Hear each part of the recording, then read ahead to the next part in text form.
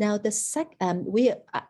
Zhang and I were chatting before the panel started. We said this is a truly international located conference because she's in Munich and I'm in Turkey. And the next speaker, Victor Fan, he is actually in Udine now, and he has recorded a video of his speech for us because of the time difference. And Victor is having, you know, an excellently good time in Udine, so he's not with us today. But let me introduce Victor first. His paper is Ecology from Governmentality to Interdependencies.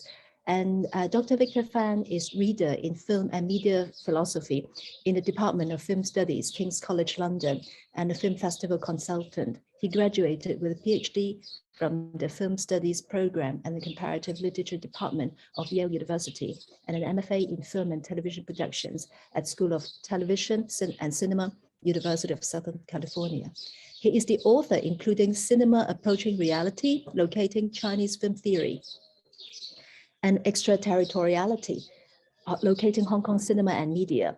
His latest book is Cinema Illuminating Reality, Media Philosophy Through Buddhism. Dr. Fan is also a filmmaker. His film, The Well, was an official selection of the Sao Paulo International Film Festival. It was also screened at the Anthology Film Archives, the Japan Society, and the George Eastman House. And we are going to play an earlier recording of Victor's speech that he has prepared for this conference. I think our technical colleague is going to do that. Hi, how are you doing? This is Dr. Victor Fan from King's College London. I'm really sorry that I'm not able to participate in today's discussion in person because I'm currently in Udine, Italy, to participate in a film festival. So please accept my apologies. Without further ado, I'm going to share my screen with you and begin my presentation. So let me share my screen with you. And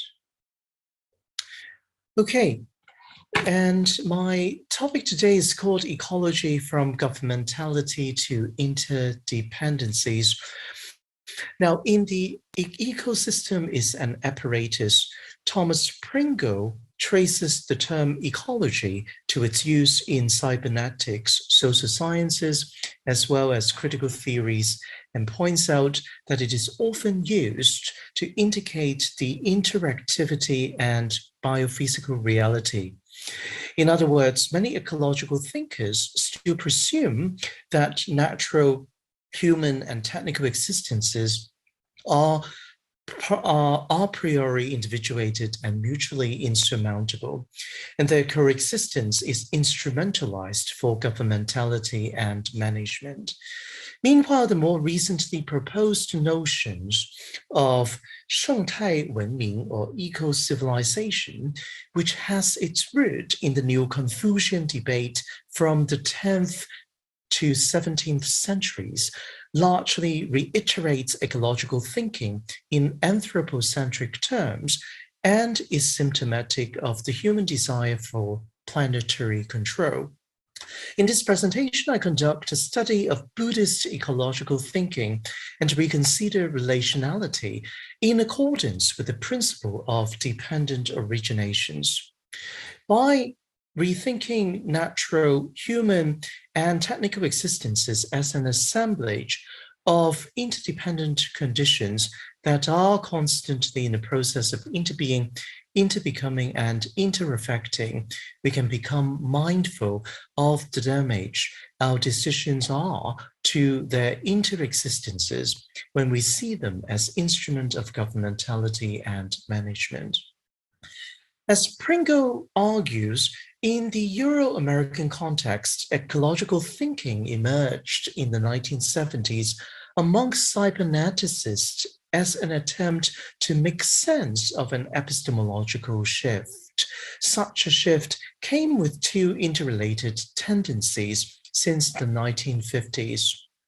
On the one hand, the automation of production has drastically increased rather than reduced human labor, which has remained concealed as part of the machinic economic and socio-political infrastructure of production. On the other hand, life is no longer considered as animators or even collaborators of the machine. Rather, the machine and later the digital actively intervenes and animates life. As early as the 1950s, Gilbert Simondon already proposed that the human and the machine were best considered mutually collaborative and interactive technical components. These components were constantly engaged in a process of anthropotechnical, social, and psychic trans-individuation. Human existence for Simondon was at once biological and technical.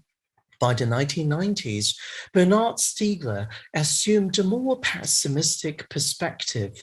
For him, human consciousness reproduces intuitions, or for him, primary retentions as recognitions, or for him, secondary intuitions or retentions, and eventually projects such recognitions onto a technical medium, what he calls tertiary retentions. Such tertiary retentions in turn inform how the body and sense data interact and produce primary retentions. For him, digital technology and objects have surpassed the human body by not only retaining, but also actively producing and proliferating tertiary retentions. As a result, knowledge building is no longer based on human sense perception. Rather, human sense perception reproduces knowledge that has been algorithmically produced, selected, and filtered for us by the digital. Hoyuk calls human existence today as digital existence. Ecological thinking, like any other ways of conceptualizing the configurative process of our existence, does not guarantee equity.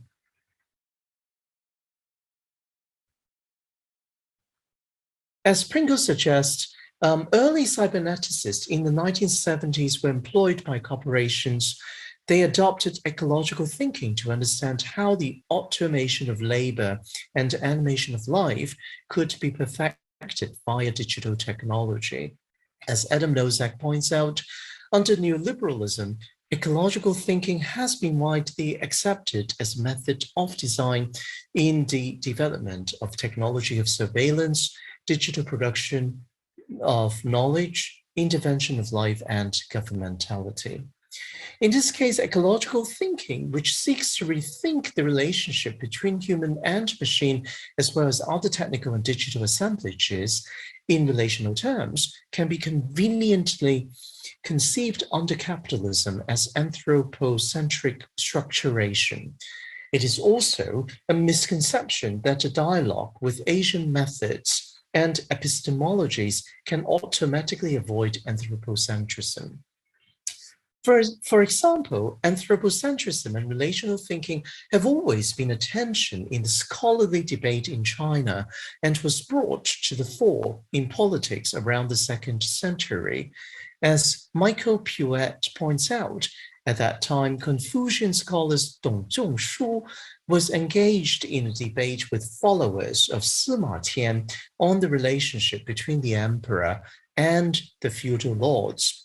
Dong Zhongshu and his students edited the classics that were written and compiled during the Warring States period with the purpose of reinterpreting the rights of Zhou Li to give the Han Emperor his mandate to make law and conquer. The Shi Liu Jing, or the 16 Classics, for instance, tells the story of a rebellion led by Huang Di, or Yellow Emperor, against Chiyou. In the story, Huang Di and Chiyou were two of the 6 ministers who co-governed the land. Chiyou's tribes gradually acquired land and other resources from other leaders, which upset the overall natural, social, and technological ecology.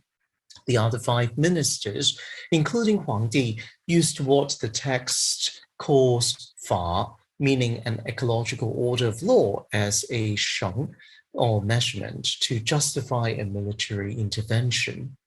The term Fa, according to the Zhou interpretation, was closer to the understanding of the Laozi or Dao De Jing as forms, phenomena, their process of becoming, than their relationalities produced out of an interaction between creative and procreative forces, as well as movement and stasis. Yet Dong Zhongshu and his disciples interpret it as a law-making authority and a law-keeping power, which is answerable not only to nature as a process of becoming, but as an imaginary Di, or supreme ruler.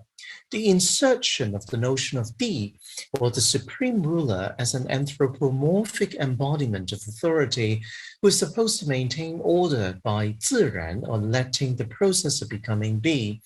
The Han Emperor was imagined to be the human embodiment of such an authority. He could even exercise violence for the purpose of sustaining and maintaining the ecology. Such an understanding of Fa, or law, and Li, or the order of things or epistemology, became the underlying principle of Li Xue, or neo-Confucianism. Neo-Confucian scholars uses Huangdi classics and the Laozi, or sometimes by that time collectively known as Taoism, as the basis of its ontological investigation. They then use such Taoist ontology to reinterpret Confucianism as the Waixue, or studies of techniques, politics, and ethics, while enlisting Buddhism as the Neixue, studies of the human consciousness. During the late Qing and the Republican periods, scholars including Yang Wenhui, Ou Yangjian, Wang Guowei, Liang Qichao, Feng Zikai, and Tommy H. Fang, or Fang Dongmei, both employed and problematized this framework by establishing comparative dialogues with Euro-American philosophy and philology.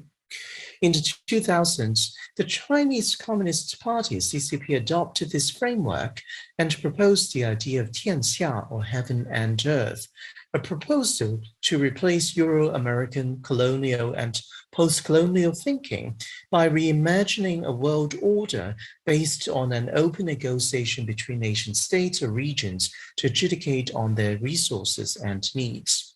Yet, such a negotiation for the CCP thinkers require an adjudicator who is capable of performing what Huangdi used to perform for the overall equity of the world ecology. The CCP's more updated proposal of eco-civilization reconfigured this notion under the rubrics of environmental protection and human survival.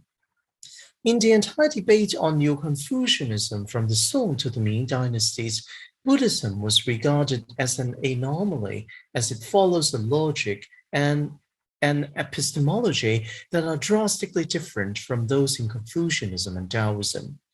As Tommy H. Fang points out, in order to resolve such difference, neo-Confucian scholars often reconfigure and retranslate Buddhist thoughts by grafting them onto a pre-existing Taoist framework.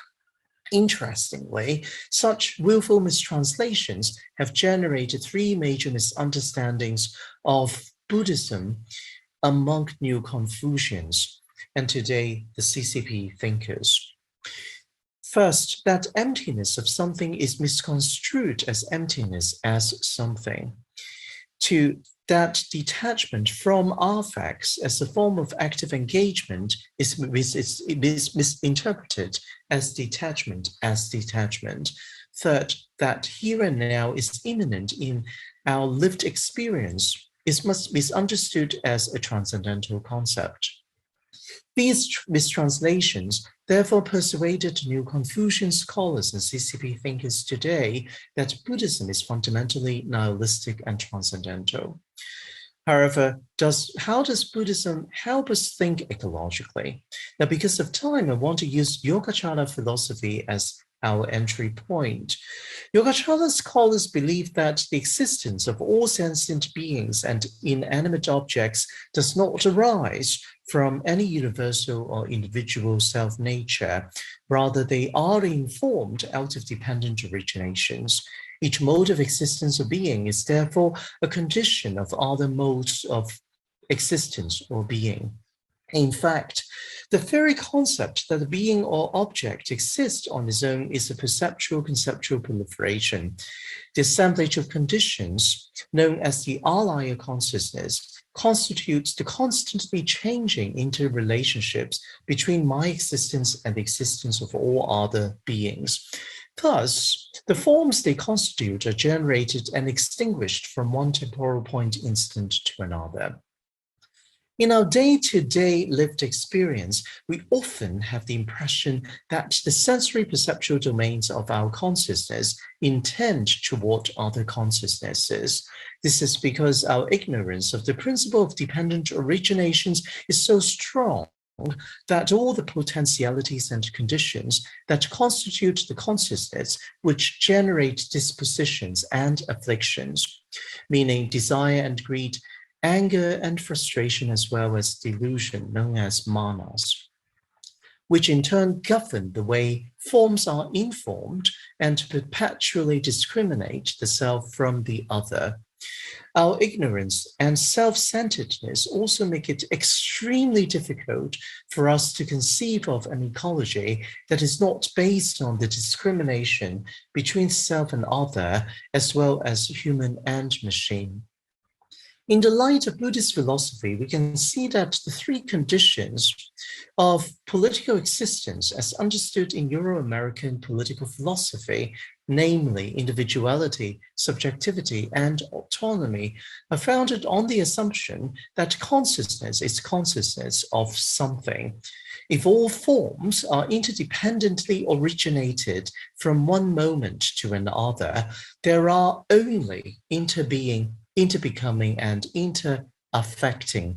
Consciousness is therefore best understood as something, that is, as a formational process of interbecoming.